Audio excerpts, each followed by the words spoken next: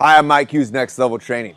Welcome to the Armors course. The purpose and focus of this course is to give you some basic operations and troubleshooting with your SIRT training pistol. As far as changing the battery, working the external controls, adjusting the lasers, and some general troubleshooting. The Armors 2 course goes into more detail on troubleshooting some return springs in the lasers, the various metal springs within the trigger housing, and some of the metallic contacts so you can troubleshoot and fix and get your SIRT back up working in case it goes down.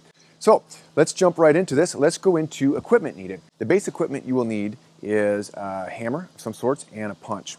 And it's also nice to have some kind of spacing elements that will lift the gun a little bit so you can pound on it. I'm just using 2 magazines for this purpose.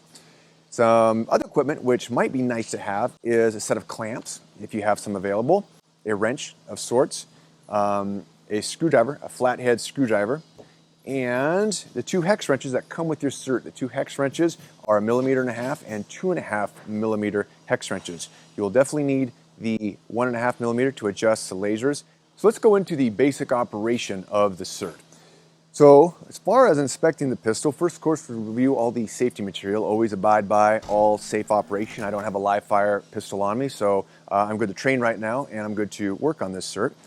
And some of the basic operation, you have the take-up indicator. Now this switch up on top is the take-up indicator, and this turns on and off the lower red laser. The lower red laser comes on when you prep that trigger. All right, so you prep that trigger, you get the lower red, and if you have a pro model, when you break the trigger, you get the powerful green laser. If you have a performer model, that upper laser will be red as well.